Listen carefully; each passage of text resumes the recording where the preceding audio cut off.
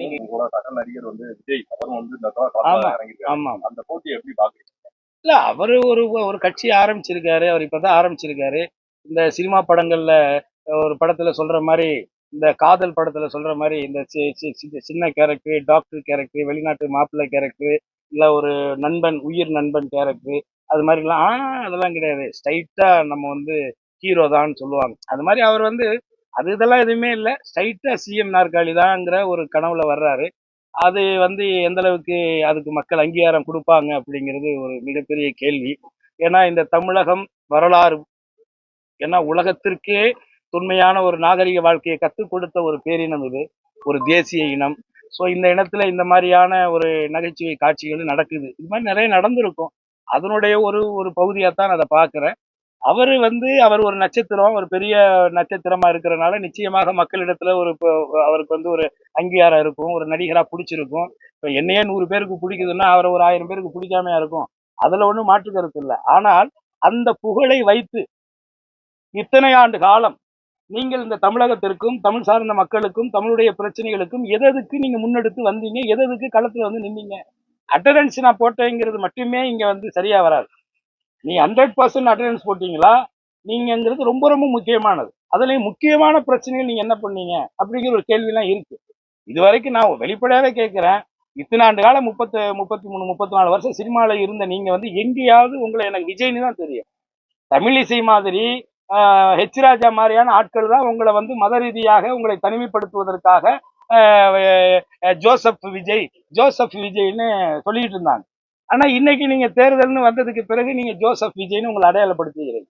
அப்போ உங்களுடைய நோக்கம் என்னவாக இருக்கு? எவ்வளவு குறுகிய சிந்தனையாக இருக்கு. இத்தனை ஆண்டு காலம் மத ரீதியாக அடையாளப்படுத்திக் கொள்ளாத நடிகர் விஜய் இன்றைக்கு தன்னை ஒரு கிறிஸ்துவராக அடையாளப்படுத்துவதனுடைய உள்நோக்கம் என்னங்கிற கேள்வி மக்கள் கேட்கிறாங்கல்ல. அப்ப அந்த மக்களுடைய வாக்குகளை பெறுவதற்காக நீங்க இப்படி சொல்றீங்களான்னு கேட்கிறாங்க மக்கள். அப்ப அதே மக்கள் என்ன கேட்கிறாங்க? இத்தனை ஆண்டு காலங்களாக இருந்த நீங்கள் ஒரு நாளாவது இந்த கிறிஸ்துவம் சார்ந்த மத நல்லிணக்க விழாக்கள்லையோ இல்ல ஏதாவது ஒரு வழிபாட்டு தலத்திலேயோ இல்ல ஏதாவது ஒரு பண்டிகை காலங்கள்லயோ அந்த மக்களுக்கு ஏதாவது வாழ்த்துக்களை சொல்லியிருக்கீங்களா? இல்ல அந்த மக்களோடாவது நீங்க எங்கேயா நின்றுருக்கீங்களான்னு ஒரு கேள்வி கேட்கிறாங்க. அதே மக்கள் என்ன கேட்கிறாங்கன்னா, சரி இப்போ இவர் ஜோசப் விஜய்னு தன்னை அடையாளம் கட்டுறாரு. அவங்களுடைய அப்பா சந்திரசேகர் இயக்குனர் கொஞ்ச நாளைக்கு முன்னாடிதான் நான் தாய் மதத்துக்கு திரும்பி விட்டேன்னு வேற சொல்லியிருக்கிறாரு. இது என்ன அவங்களுக்குள்ளே அவங்க அப்பா ஒரு மதம் பையன் ஒரு மதம்னு பயங்கர குழப்பமா இருக்கு. அப்போ பாஜக செய்யக்கூடிய மத அரசியலை விட மோசமான அரசியலாக இது இருக்குதே அப்படிங்கிற கேள்வியை மக்கள் கேட்கிறாங்க. அந்த மக்களுக்கு நான் பதில் சொல்ல முடியாது. அவர் சார்பா அவர் தான் பதில் சொல்லணும். அவர் தான் அதுக்கு பதில் சொல்லணும். முதல்வரும் போயிருக்காரு, அதே டயத்துல விஜயும் போயிருக்காரு அடுத்த. ஆனா முதல்வரை காட்டிலும் விஜய்க்கு அதிகமான கூட்டம் நிறைய செய்தித்தாள் எல்லாம் போட்டுருக்காங்க. அது மட்டும் குளத்தூர் பிரச்சாரத்துக்கு போகும்போது ஆம்புலன்ஸ் உள்ள விட்டாங்க, இடையூறு பண்ணாங்க, பிரச்சாரம் நடைபெறாம இடையூறு பண்ணாங்க. விஜய் அதனால போயிட்டோம்னு சொல்றாங்க. ஒரு குற்றச்சாட்டு, கூட்டம் குறைவு கம்மி. அதை எப்படி பாக்க? அதாவதுங்க, பலாப்பழம் வச்சீங்கன்னா ஈ மொக்கத்தான் செய்யும். பலாப்பழத்தை ரோட்ல வச்சீங்கன்னா ஈ மொக்கத்தான் செய்யும். அதே நீங்க ஒரு கண்ணாடி கூண்டுக்குள்ள வச்சீங்கன்னா ஈ வெளியில தான் நிற்கும். புரியுதுங்களா? ஒரு நடிகர்னா வேடிக்கை பார்க்க 4 பேர் வரத்தான் செய்வோம். என்ன அது மக்களுடைய இயல்பு. அதனால மக்களை குறை சொல்ல முடியுமா? இப்ப கேரளாவில் பார்த்துக்கிட்டீங்கன்னா பக்கத்து மாநிலம் கேரளாவில் ஒரு நடிகர் போவாங்க, நடிகை போவாங்க, பார்ப்பாங்க. ஹலோ ஹாய் என்ன எங்கண்ணே ஹலோ கண்டு அந்த படம் இவ்வளவுதான். இங்க சாகுறான் பைக்கில் போய் விழுகுறான், கூட்டத்தில் நெரிசல்ல சாகுறான். செத்ததுக்கு அப்புறம் என்ன புள்ள போனா என்ன இன்னொரு புள்ள பெத்துக்கலாங்கிறான். இதெல்லாம் நம்ம தமிழ்நாட்டினுடைய ஆச்சரியங்கள். அதனால நீங்க அதை நீங்க பெருசா பண்ண தெரியல. அப்ப இந்த ஆம்புலன்ஸுங்கிற காமெடி ஏற்கனவே இபிஎஸ்சி ரெகுலரா செய்யற காமெடி தான். அது முதல்வருக்கு வரலைன்னு நினைக்கிறேன். எந்த கூட்டம்? வந்த கூட்டம் அவர் சொந்த தொகுதியில அந்த கூட்டம் வரலையே. ஏங்க அப்போ கூட்டம் ஓட்டு தாங்க வாங்கணும். கூட்டத்தை காட்டி என்ன பண்ண போறீங்க? இப்போ கூட்டத்தை காட்டி என்ன பண்ண போறீங்க? நான் தான் முதலே சொல்லிட்டேன், கரகாட்டத்துக்கு கூட கூட்டம் வருதுங்க. கரகாட்டம் இருக்குல்ல, நம்ம லோக்கல்ல கரகாட்டம் ஆரம்பில்ல, அதுக்கு கூட பாக்குறதுக்கு கூட்டம் வருது.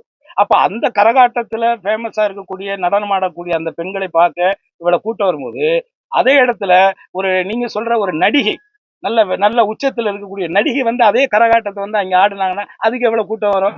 அப்ப நீங்க பாரம்பரியமா இத்தனை வருஷமா ஆடிக்கிட்டு இருக்கு இந்த நாட்டிய நடன பெண்மணியை பார்க்க வந்த கூட்டத்தை விட நடிகை வந்தவொடனே இவ்வளவு பெரிய கூட்டம் வந்துருச்சு அப்படின்னு மிகைப்பா பேசினா இதுல என்ன இது?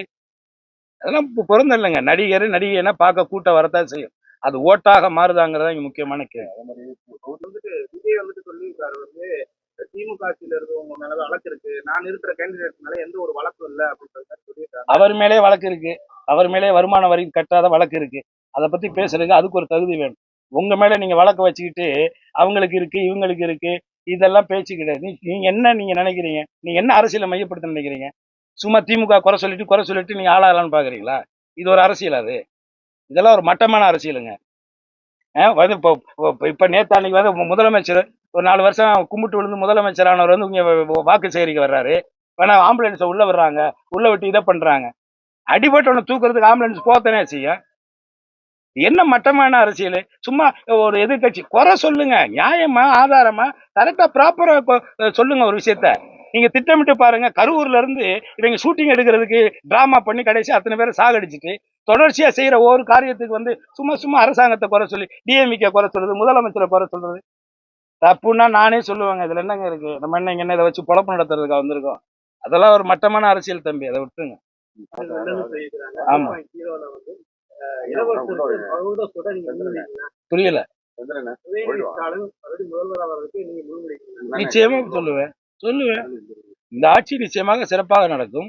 கடந்த 5 ஆண்டுகளுடைய சிறப்பான ஆட்சியினுடைய வெளிப்பாடு, குறிப்பா பெண்களிடத்தில் ஏற்பட்டிருக்கக்கூடிய ஒரு நம்பிக்கை, அது வந்து தொடரும் பட்சத்துல, இந்த 5 ஆண்டுகள் தொடரும் பட்சத்துல அடுத்ததாக அந்த மக்களுக்கு சேவை செய்யறோம், மக்களுக்கான திட்டங்களை செயல்படுத்துறோம். அப்படி இருக்கும் பொழுது அது மக்கள் திருப்தி அடையும் பொழுது ஆட்சியா அந்த அரசு திராவிட முன்னேற்ற கழகங்களுடைய ஆட்சி தொடர்றதுல என்ன இது இருக்கு?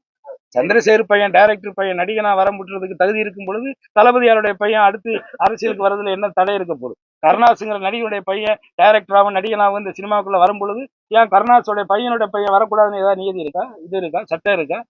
ஒண்ணுமே இல்லையே. அது அவங்களுடைய திறமை. காலேஜ் எல்லாரும் வச்சிருக்கிறாங்க, எல்லா காலேஜ்லயுமே அதிகமா மாணவர்கள் போய் சேர்றாங்க. தகுதி வாய்ந்த கல்லூரியில தான் போய் சேர்றாங்க. அதை நம்ம முழுமையா பார்க்கணும்ல. அது வந்து முழுக்க திறன், நிர்வாகத்திறன், அவங்களுடைய பொது அறிவு, அந்த அரசியல் அனுபவம், இப்படித்தான் பார்க்கணும். அப்படி பார்த்தீங்கன்னா விஜயை விட அரசியல் அனுபவம் உள்ளவன் நான் தாங்க. விஜயை விட அரசியல் அனுபவம் உள்ளவன் நான் தான். நீங்க என்ன தேர்தல போட்டியே போடல, நான் ஏற்கனவே போட்டி ஜெயிச்சு 5 வருஷம் மக்களுக்கான சேவையை நான் பண்ணிருக்கேன். அதனால நீங்க ஹீரோவா இருக்கிறதுனால நீங்க காமெடியன்னா ரியல் ஹீரோ, அதை முதல்ல நீங்க புரிஞ்சுக்கோங்க. நன்றி. அவர் ஏன் போடுறாரு? நான் தான் ஹீரோ, சிங்கிள், ஒன்லி சிவகங்கை. நானே இவ்வளவு கான்பிடண்டா இருக்கும் பொழுது நீங்க தான் ரொம்ப பெரிய ஆளாச்சே. எதுக்கு அப்புறம் 2 இடத்துல? ஒருவேளை இங்க போனா அங்கேயா? 2மே போயிடும். அப்பதான் தெரியும் உங்களுக்கு. நன்றி.